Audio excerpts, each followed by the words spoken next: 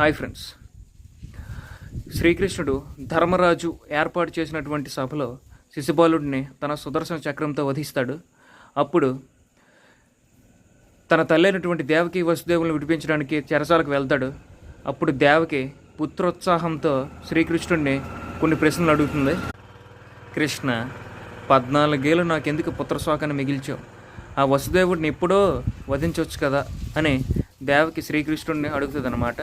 దానికి శ్రీకృష్ణుడు బదులిస్తూ, అమ్మా దేవకి, గత జన్మలో నువ్వు కైకేయివి, నన్ను 14 ఏళ్ళు అరణ్యవాసానికి పంపించావు, అందుకే ఈ 14 ఏళ్ళు నువ్వు చెరసాలలో నాకు దూరమై కర్మ అనుభవించావు అని శ్రీకృష్ణుడు బదులిస్తాడు. దానికి దేవకి, మరి యశోద ఎవరు అని అనగా, ఇంకెవరమ్మా, కౌసల్య. మరి వసుదేవుడు ఎవరని అడగగా, ఇంకెవరు, దశరథ మహారాజు, నా తండ్రి, నేను రాముడిగా ఉన్నప్పుడు నా తండ్రి. వీడియో నచ్చితే లైక్